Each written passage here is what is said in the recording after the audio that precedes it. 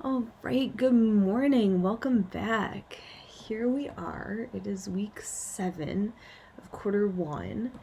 Um, Try again, quarter 3. Um, yeah. So we've got this week that we're looking at, and then next week, and then a bit with finals, and that's it for the quarter. So, wow.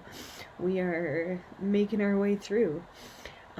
This week, the main things that we're going to look at are ions and ionic bonding. We're going to start today with something that we might have done last week. So you saw this word, but we didn't really get into it. We're going to do a little bit today with element trends. Okay, so today's trends this week is ions, next week is covalent bonds. Sometime in here we'll get to naming things and formulas. Eventually we'll get to balancing, and then we'll start looking at actual reactions. That'll be in quarter B. So we're definitely doing trends, ions, and covalent in quarter A. Maybe we'll get to bonding. What am I saying? Balancing reactions will be either quarter A or quarter B. I'm not sure yet.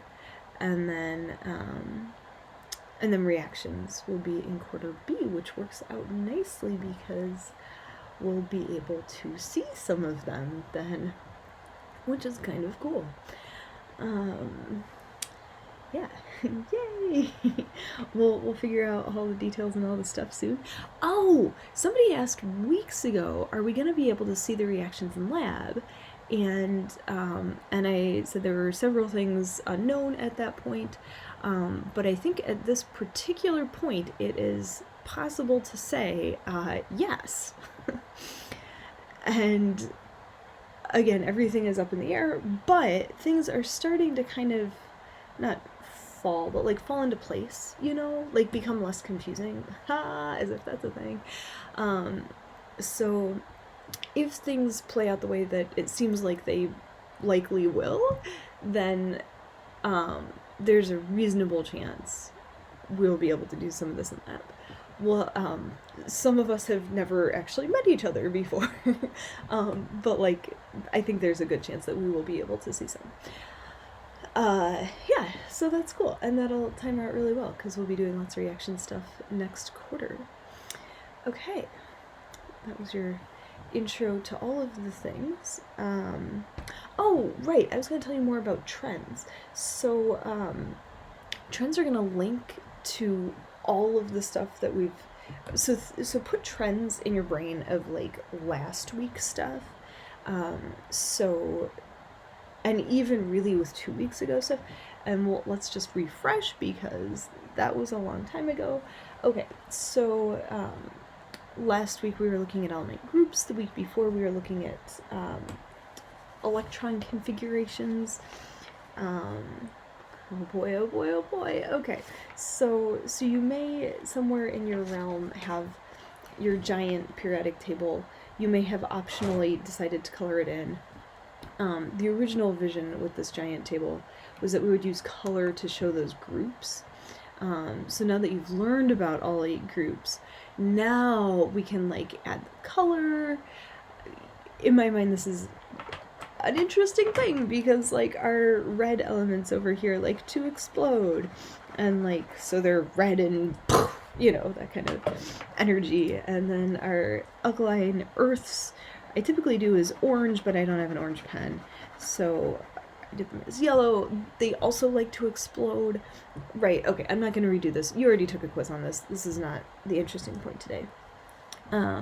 Okay, but what we are going to see today is we're going to see that all of the stuff that we've done so far, all of these groups and the characteristics of the groups and who likes to take electrons and who likes to give electrons away, and all of this is building towards trends.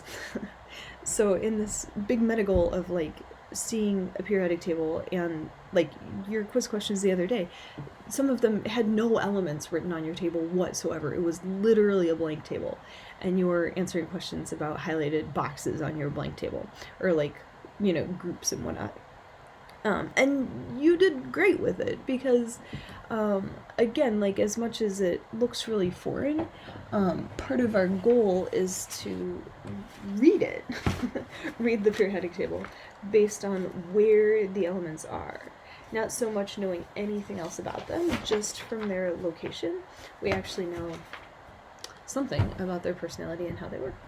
Okay, so trends is going to take that same idea to the most abstracted level that we will see in this class.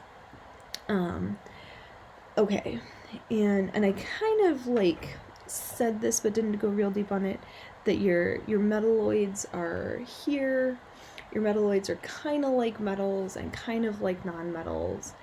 We said that a lot. You're like, I already knew that. Okay, here's what I kind of said. Everything on this side is metal, and everything on this side is non-metal. And as you know from being a human on Earth, metals and non-metals are different. Surprise. Metals are shiny and conduct heat and electricity and tend to be solid at room temperature. Non-metals, even though they make up this very humble part, like block of your table at all, like the overwhelming majority of elements that we know of are metals. Your non-metals, and even really just your non-noble gas non-metals, make up most of the stuff around you. So look around you, anything that is not made of metal is a non-metal. Haha, great. Okay, good job. But really, like, most of the stuff around you is probably non-metal, and it's all just this tiny handful of elements up here. Okay, so metals and non-metals are different. They act differently. And this trend stuff, today's stuff, is where we're going to bridge from electron configurations, which you've done a billion of, and groups, which you've also done a lot with, into one more level abstracted of like why. And it seems a little bit backwards because usually we teach the why and then all of the implications of the why. And here you've gotten all of the implications, all of the groups and properties and stuff. And now in this last day, we're going to see what's going on like inside the atom that causes things to be different from each other. And we're going to go even broader than like metals and non-metals, although that's a really great way to think about it. Okay. Cool. All right. Let's find that blank piece of paper. You know how this goes. I might even stay zoomed out so I can show you the whole thing. Actually, I'm going to zoom in. Okay, so we're going to call this element trends. And off we go. These are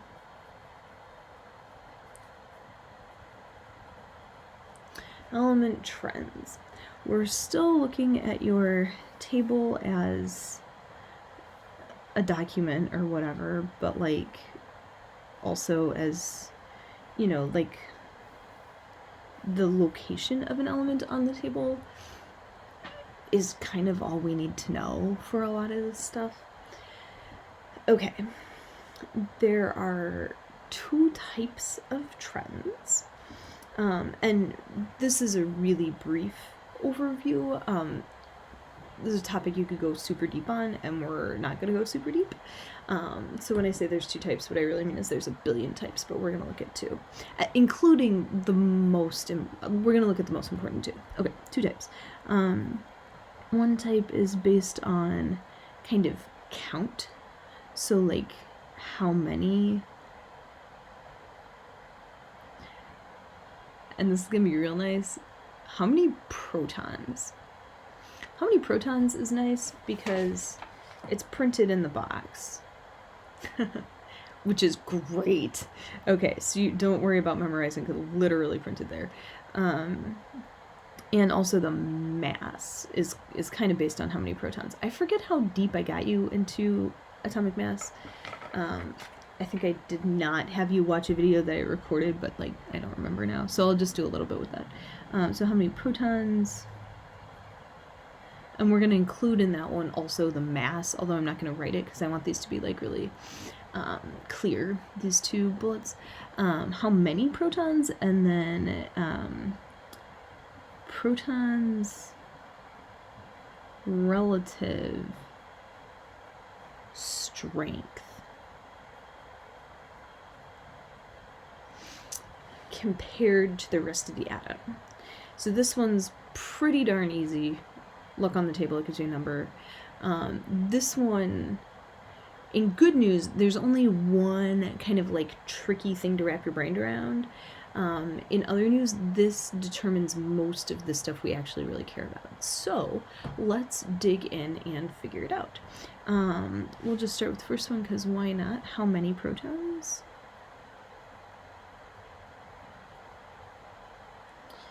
Okay, is printed here in each box on the table.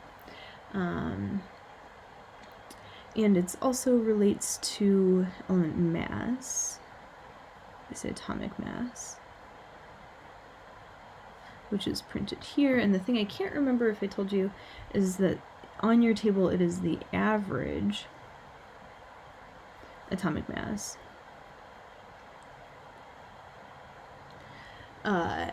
Which is of all the known atoms of that type in the entire universe, the average mass of all of them is what is printed here. So if 90% of your atoms have a mass of 2 and 10% of your atoms have a mass of 3, it's a weighted average atomic mass. I'm not going to take you through that calculation, though if you want to see it, let's do it. So it's the average of an atomic mass is protons plus neutrons. Oh yeah, we did do this for sure. I'm remembering now. You've already seen this. Okay, so protons plus neutrons equals mass. Okay, great.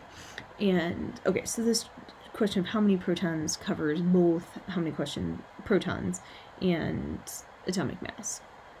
Fairly simple. When you're looking at this type of trend over your entire table,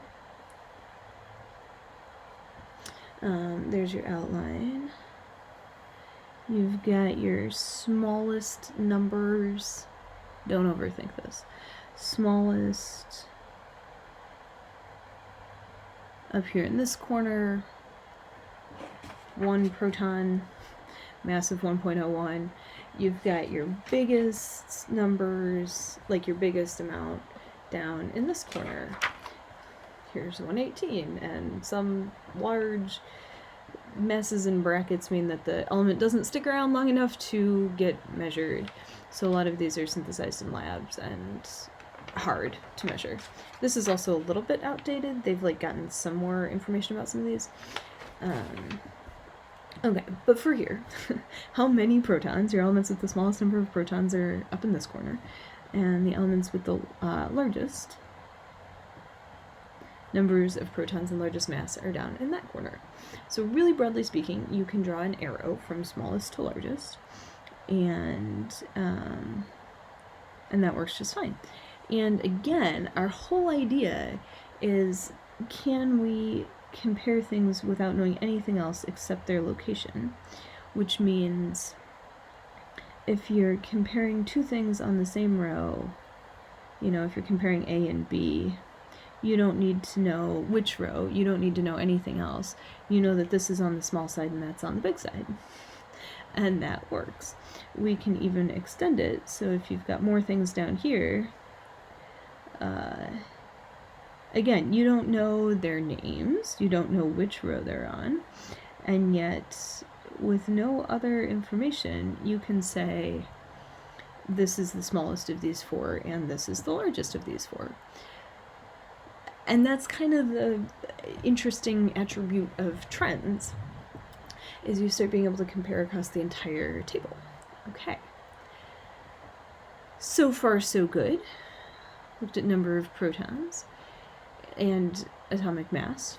They go hand in hand. Okay, great. let's look at our next one. So protons' relative strength.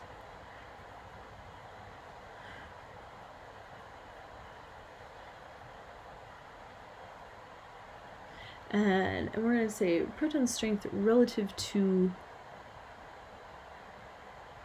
the electron shield.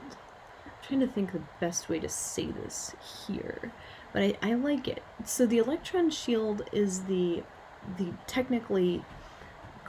official technical term. Sometimes they don't even teach this until AP, which I don't understand because I think it's the simplest way to think about it. So proton strength relative to the electron shield. Okay. So this is going to relate to your core notation, to your Lewis structures, kind of any time that you are thinking about like the core of the atom as being like really stable and like not indestructible, but like it takes a lot of energy to go mess with the core of an atom, whereas all of those electrons on the outside, that's where the bonding happens. They can go run around and like hang out with other atoms, no problem. So same thing here. We're gonna just think of that core essentially as kind of being the electron shield. We're going to complicate it just a little bit, but noble gases, and you'll recognize from our electron configuration stuff that noble gases are the core. When we do that core notation, we're putting the noble gas in brackets. So noble gases are super stable, and they are super stable and have equal number of protons and electrons. Now, nothing we have looked at to date does not have equal number of protons and electrons, so why is that interesting? Have equal number.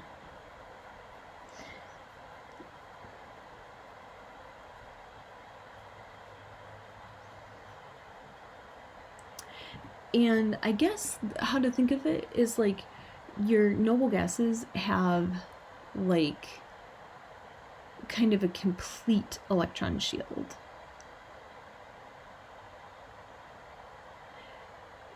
So if there's extra electrons on top,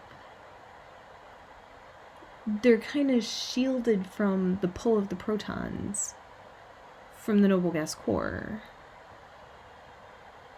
And if your element isn't quite there yet, doesn't quite have a full noble gas shield, the electrons and also the missing electrons are not shielded from that nucleus. That nucleus is pulling on them really a lot.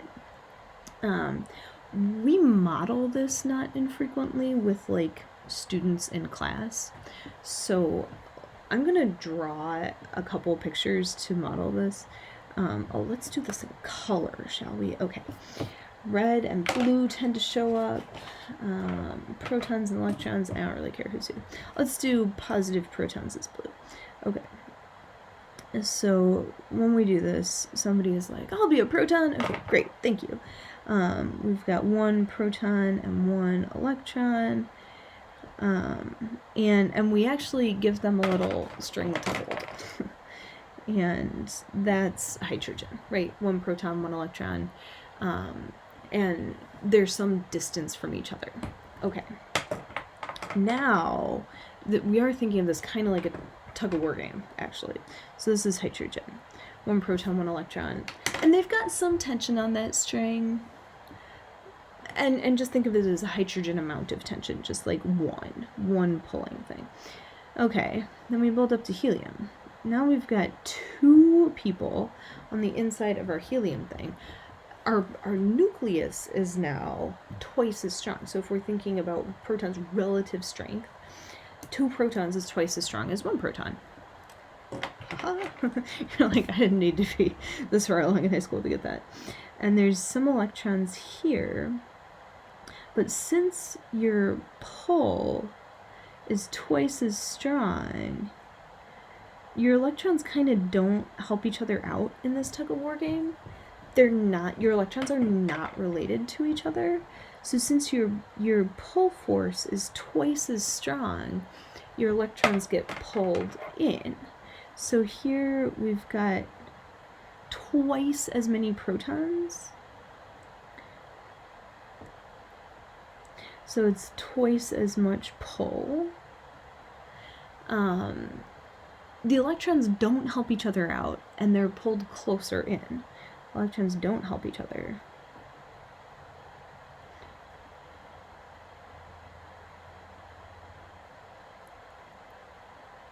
And so they're pulled closer in. Okay.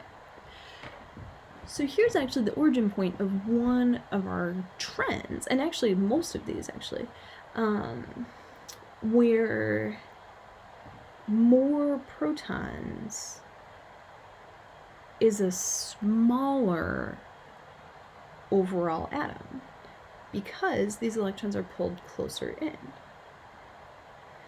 So if we think about this as being a radius, it's going to keep that same distance all the way around.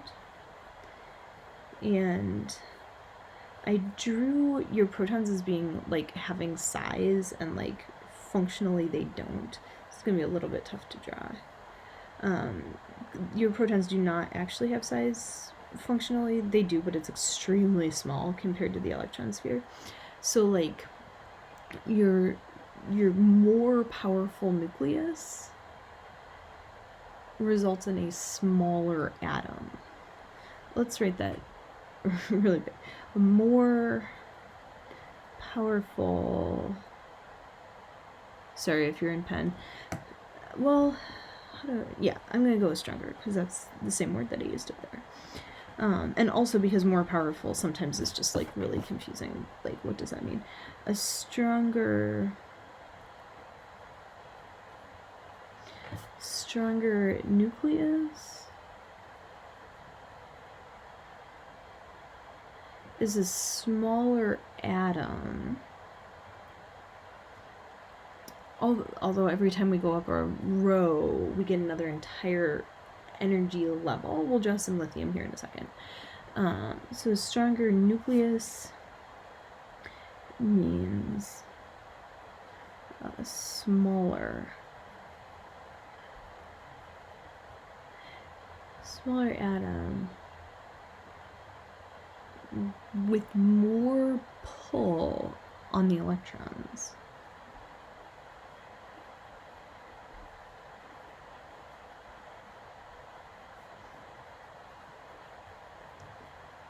Okay, so this is kind of, if you're going to summarize everything,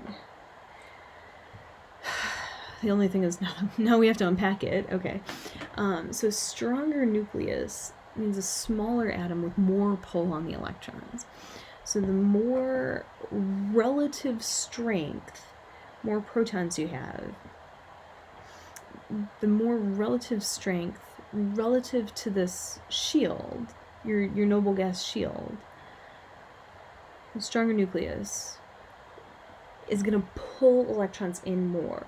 So as it pulls electrons in, you get a smaller atom because those electrons are pulled in. And I should have written those in reverse. More pull on the electrons. Protons and electrons are opposites in chemistry and physics. Opposites attract. Just go with it, whatever. So we've got positive protons and negative electrons pulling towards each other. So with a relatively stronger nucleus, you've got relatively more pull, and so therefore a smaller atom. This more pull on the electrons is going to get us a few more trends also, because it doesn't only pull its own electrons, it will also pull yours. So super strong nucleus with lots of protons and not much shielding can pull electrons from other atoms also. You know, all this big mush soup of like things pulling at other things. Okay. There are like so many things I was going to come back to and flesh out. Oh, we were going to address the lithium. Okay, let's address the lithium. So here we've got hydrogen with 1 proton, 1 electron. Here we've got helium with 2 protons, 2 electrons. What we're doing when we draw this lithium here is we're going to show that we're on to the 3rd row. That's the wrong number. We're on to the 2nd row. 3 protons on the 2nd row. That's what I actually meant. And each time we add a row, we do add a size. So like your Bohr structures, like your electron configurations, these, you can model these as concentric circles in your head, even though you now know it's much more complicated than that, but it is a good starting point model. Okay, so here's our lithium. We've got 3 protons, and all 3 of these protons are all pulling on all of the electrons. So it's like a giant magnet, and we just made that magnet go from strength 1 to strength 2 to strength 3, because these pulling protons. Okay. So here's your 2 electrons on your first energy level, kind of like your Bohr structure, and your noble gas core. This is a super strong core. Here's your Bohr circle. That's the size of your noble gas core. But now we're looking at lithium, which has a 3rd proton and a 3rd electron, but possibly way more importantly for what we're doing now, lithium is on the 2nd row, so it's going to have a 2nd whole, like a 2s spherical shell. So instead of being size 1, we're now at size 2. Okay, so with size 2, we've got this extra electron out here, size 2, and also, like on this 2nd energy level thing, that electron has this noble gas shield inside. Here's your noble gas shield. The amount of pull we've added to this noble gas shield system is only 1 proton. Like, in addition to that noble gas core, there's only 1 more proton. So there's only 1 proton pulling beyond the noble gas core. So at this point, this has a strength of 1. Because these 2 canceled out these 2. Your noble gas core kind of like cancels itself out and then almost doesn't matter, because like it can't pull beyond itself. So your helium core doesn't really act outside of its own system. We add another proton. It's lithium, 3 protons and another electron, but the relative strength of the nucleus is kind of just 1, because we kind of don't even look at your noble gas core because it's so stable, blah, blah, blah. So you're looking at what's added on top of your noble gas core, which is just 1 proton. So you've got the strength of 1 proton pulling at this 1 electron that's a whole nother energy level away. Not much pull. So effectively, we've got, and we call it this is the term that's not usually in regular level chem. The effective, Zeph is effective nuclear pull.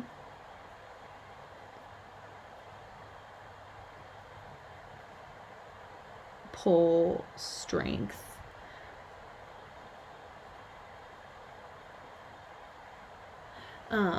And what you're thinking here is that the noble gas core kind of ignore, let's just say it that way, kind of ignore the noble gas core. It's so stable, it doesn't really mess with anything else. So ignore, I mean, we know it's there, we know it's super important, it's the core of the atom, great. But for this, we're going to kind of ignore it. We're going to look at the protons. Look at the protons and electrons. Like, beyond the noble gas core.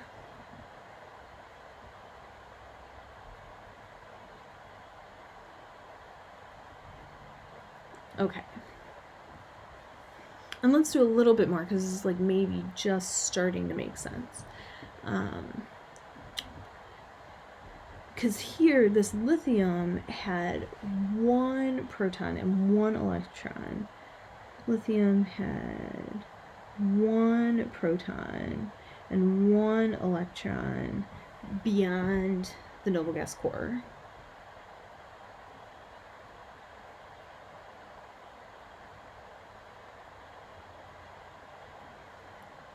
Okay, I'm running out of space, so I'm going to put my next picture on my next page, but I'll keep this with us because let's even draw beryllium. We're going to draw beryllium and then fluorine and start to see how they all compare. So there's your lithium. It's got your noble gas core of helium. It's got 1 proton and 1 electron beyond that. Okay. Let's do beryllium next. So beryllium's got 4 protons. 3, 4. 2 of them kind of go with that helium noble gas core, which pulled your electrons in close, right? Because it's noble gases have a really strong nuclear pull, but they also have kind of a perfect shield of electrons, and they're just a really close-knit little system, and it's really hard to break, blah blah blah. But beryllium has 2 more than that. Okay, 2 more protons and 2 more electrons.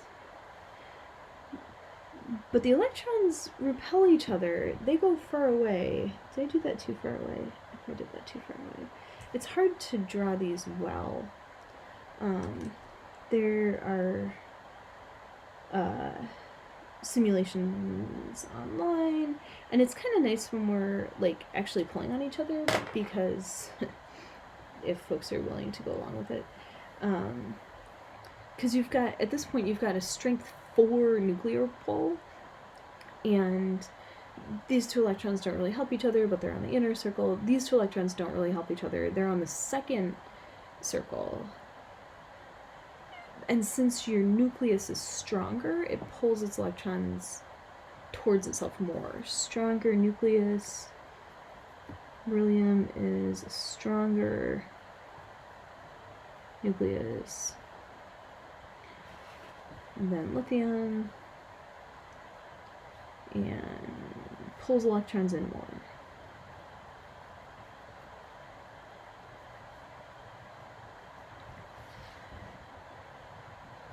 That makes sense. I think maybe this is starting to make sense. Beryllium is a stronger nucleus, pulls the electrons in more.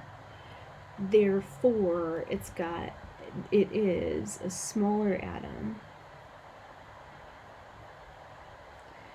And the electrons are more attached.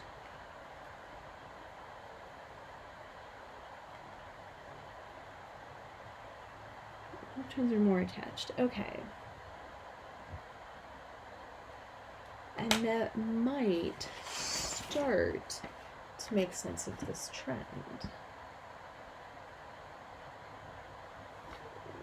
Lithium is so explosive, it takes basically nothing to blow up. These are both very reactive.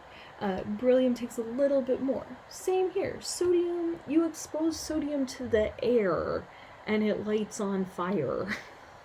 Really explosive. Magnesium, also explosive. The base core component of fireworks. But it takes a little bit of gunpowder to get it going. It takes a spark to get it going. Magnesium will burn, but it doesn't combust the way sodium does. Sodium, you would never, I was going to reveal something about lab, things I do in lab. Okay, I'm not going to reveal that quite yet. That's kind of a secret.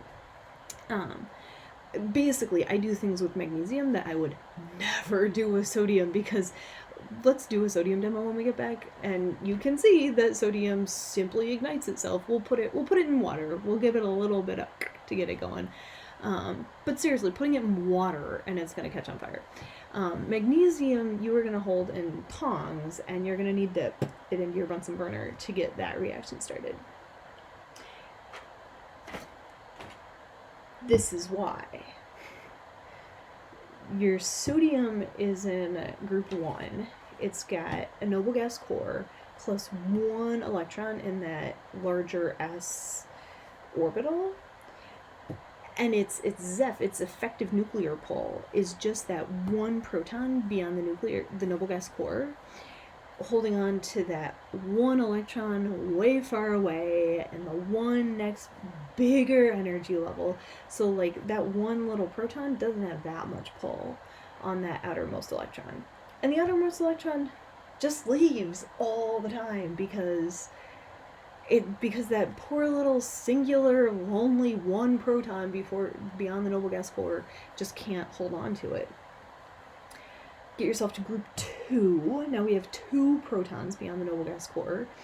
The electrons don't help each other out, they repel each other, but they now have a strength 2 nucleus beyond that noble gas core, and they can pull in a little bit more. So your group 2 stuff has a little bit more hold on its electrons, and it reacts. I mean, magnesium is super reactive, but it's a little bit less reactive than sodium, with just a single proton trying to hold on to an entire energy level by itself. Now you have 2 protons holding on to this energy level, and it's a little bit stronger pull. Okay, we're going to skip the transition metals because you know now that the transition metals are 1 size smaller than you think they should be. And all of the protons in the middle of the transition metal are all kind of working together with the other protons, so you can get like a pretty strong nuclear pull, all with where like all 10 of those other electrons have added onto the size 3 orbital. This is part of why your transition metals are so stable. They have a lot of effective nuclear pull. But it's all adding on to the size 3 orbital, so like your transition metals are your ideal picture of like truly sharing electrons. They all want everyone to be happy all the time. And electricity is the flow of electrons because everyone is so unattached and so like willing to share that you can flip a light switch over here and everyone down the entire wire shares their electrons to turn a light bulb on over there. Okay, so transition metals, really good at sharing. And sadly, I just realized the like social implication of skipping over the atoms that share. My goodness. Okay, so I've never thought about that before. We look at all these things that blow up, and we're going to look at more things that get pretty feisty over here. And typically we just skip those poor transition metals because they're so good at sharing things with each other. But we're going to do it anyways. This is how we always do it. And now you know that the transition metals do share. And you knew that before also. Okay. We're actually going to skip to here. We're going to skip to the halogens. Because the halogens also have, kind of explosive issues, except they go the other way from the alkalis. Halogens want to take your electrons. Alkalis want to give away their electrons. They have no attachment to that outermost. Like specifically, the alkalis have no attachment to the outermost shell electron because the effective nuclear pull is just not strong enough to keep it attached. Keep it together. Okay, so we said we just some beryllium and some fluorine, and I'm hoping that by that point this will get fluid enough that you're like, okay, even if it doesn't, even if you don't like it, at least maybe it'll make sense. Okay. Fluorine has 9 protons. Would y'all be cool if we just said strength 9, or should I really draw out 9 little people? 1, 2, 3, 4, 5. I'm going too fast, and I won't count out loud. You're drawing 9 little protons in your fluorine center. 5, 6, 7, 8, 9. Okay, And again, protons don't actually take up space per se. So like this is already an incorrect representation because like a dot, like a kind of dot, would be massively too big relative to what we're drawing here. Okay, so fluorine has a really strong effective nucleus, like relative nuclear charge, because fluorine's noble gas core is not neon. This is not thinking of the nearest exit on the airplane. Fluorine's noble gas core is boop boop boop boop boop boop boop boop boop helium. Fluorine has 7 protons beyond its noble gas core that are all pulling on those outside electrons. So the noble gas core looks about the same as it always has. I'm going to try to draw these more or less the same size. And again, the protons don't take up space, so that's just like wrong. But fluorine has 7 extra protons. Every extra proton takes these outsidemost electrons and reins them in, reels them in, gets them even closer. So by the time you have a size 7, a strength 7 nucleus in the middle, this outside shell is like, boop, it's like barely bigger than your noble gas shell core. Noble gases, I think, are all pretty, I should know this, exactly how much bigger one noble gas is from the next. It's not a lot. Like, neon is pretty close in size to helium, even though neon has an entire second energy level. Because its effective nuclear pull is so strong, it rains those electrons in basically as close as they can get. And this is a terrible drawing for a lot of reasons. Also because I accidentally bunched these up too much. So I just drew 7 electrons, and it's because the fluorine's effective nuclear pull, which is Zeph, which I think I just like because it kind of sounds cool. I don't know why Z stands for nuclear pull, effective nuclear pull. So fluorine's effective nuclear pull is 7 protons stronger than its noble gas core. So it's a really small atom. It's a really small atom. And it's got a really strong pull on those electrons.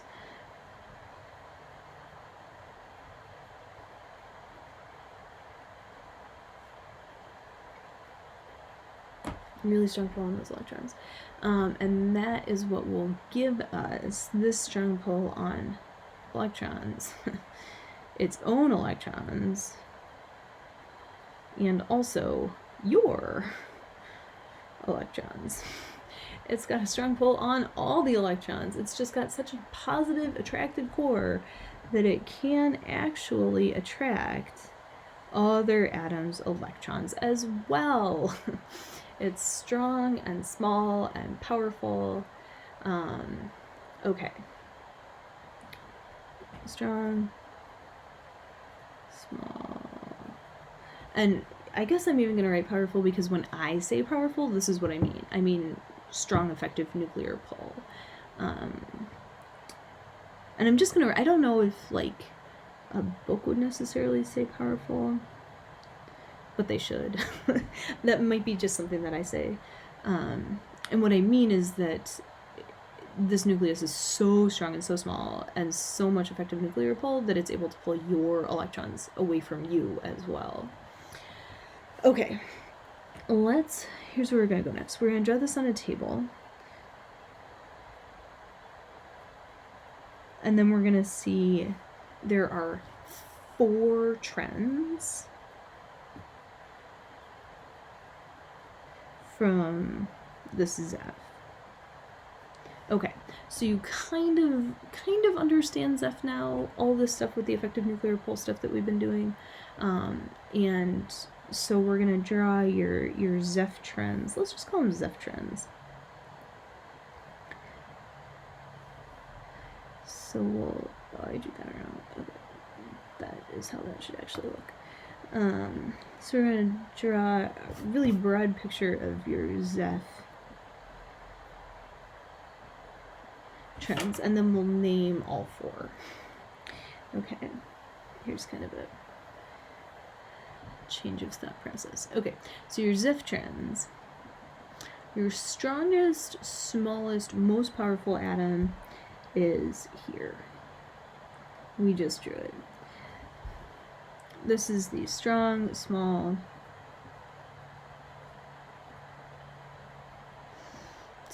powerful corner. This atom has the most highest Zeph.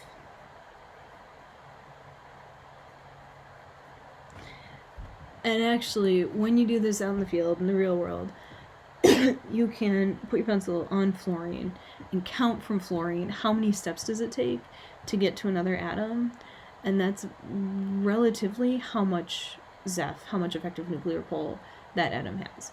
It's not perfect.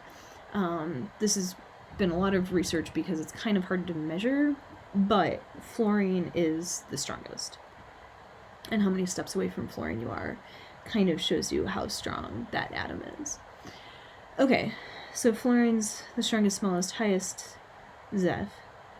If we're looking for the biggest atom with the least nuclear pull, we're going to look for a really big size, 1s.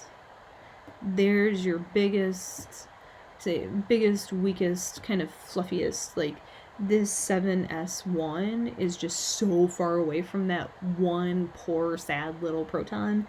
Like radon has 86 protons, francium has 87. There's one more proton in francium's nucleus trying to hold on to the 1 electron in the 7s orbital. Yeah, right. So francium blows up all the time. You can't manufacture and transport francium. That's just like not a thing. It blows up. I mean, it does. It blows up. It's an alkali. It blows up very fast. I've seen tables with this in brackets because it's hard to measure. Even francium, which is actually naturally occurring, as opposed to some other ones. So francium has such a low pull on its electrons. It's got a really, this is the corner with the low effective nuclear pull. These are big with low effective nuclear pull.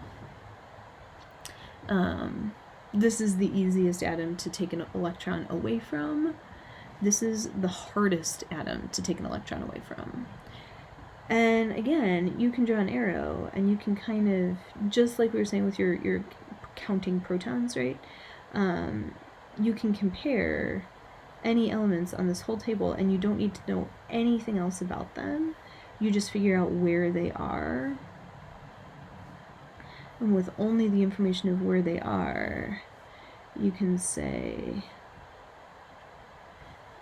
in this case, element B has the strongest nuclear pull. That's going to be the smallest atom. That's going to have the highest anything based on Zeph. And element C is going to be your biggest atom with the lowest nuclear pull. Okay. Draw on table 4 trends from this, not just 1, but 4. Okay, 4 Zeph trends. Atomic size. Also called atomic radius.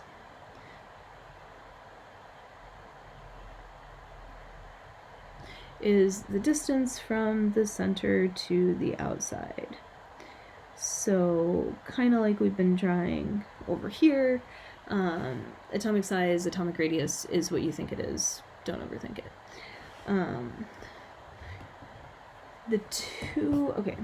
These two are linked.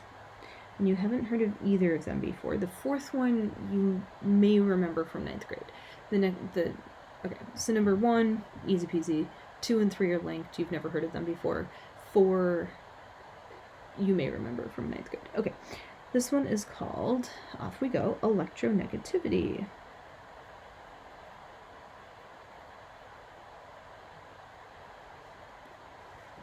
electronegativity is how much an atom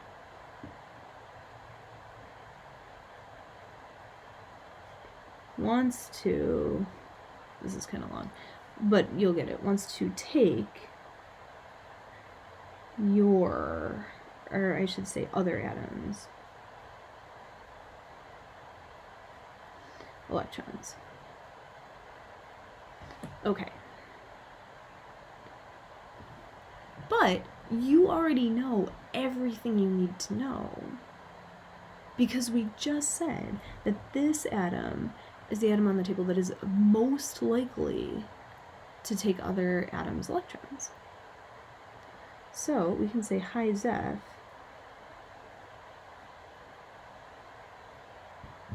is high electronegativity.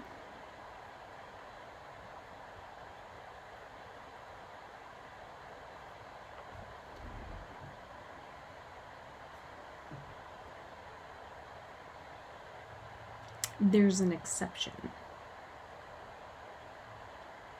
So let's write that here. So there's an exception.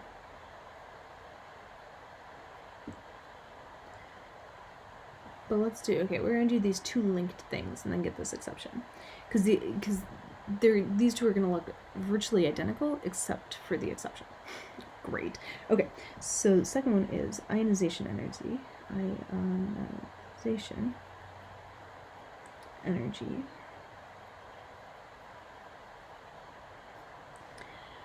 Ionization energy is how much energy it takes to remove an electron. How much energy it takes to remove an electron.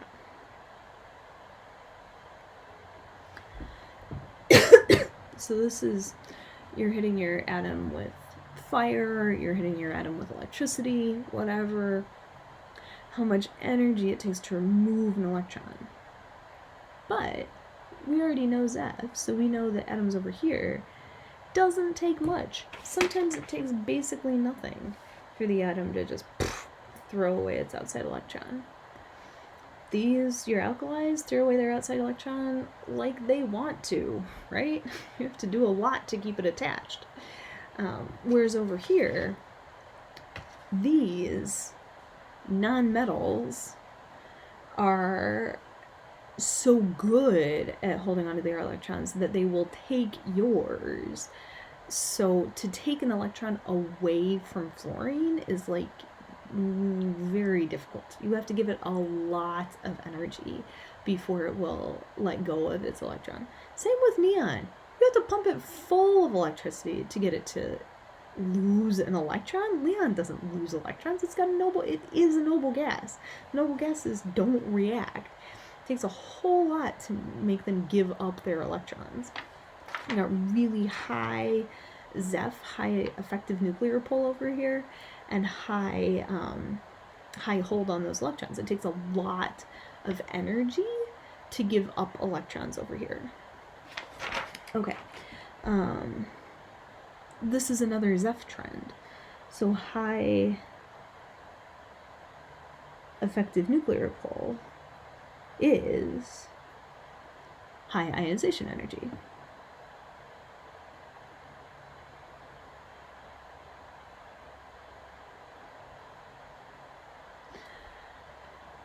Okay, strong nucleus, hard to take things away.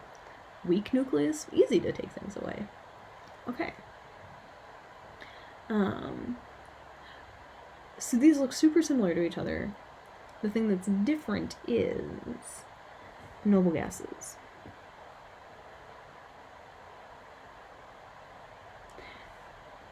Electronegativity is how much an atom wants to take other atoms' electrons. Fluorine super wants to take your electrons. Noble gases don't. They don't want yours. They have enough. They're totally contained and stable and independently functional. I don't know why I said that, but like I'm trying to get the point across that like noble gases don't react. So noble gases have 0 electronegativity because they don't want your electrons. They're not going to take yours because they don't want them, because they are a full noble gas core themselves, and they don't need any more electrons. Whereas ionization energy, how much energy it takes to remove an electron, neon is even stronger. Helium's even stronger than fluorine for ionization energy because it takes so much energy to break an actual noble gas core. Okay, this video is getting really long, so I'm going to try to keep it under an hour. Ha! I don't think I've ever said that before. Okay, we said there are 4 trends from Zeph. This one makes sense. These 2 are the 2 you've never heard of. Ions formed is the last one. This will get us into stuff that we're doing this week with ions. And your brief, intro on ions formed. Ions over here are going to lose electrons. I'm just drawing the top of the table. This is great. That's the top of the table. Over here, we're going to lose over here, the ions will lose electrons over on this side, and over here, we will gain electrons. And we'll just leave it like that for now. And it's a Zeph trend. Same idea. These atoms are really good at losing electrons, so when they form, if you have to gain or lose electrons, over here you're going to lose. Weak nucleus loses those outside electrons. Over here you're going to gain. Strong nucleus will take other electrons. Okay. We're going to call that a wrap. Your homework for today is like answering some questions in like sentences. Whoa. And I'll give you some compare stuff also.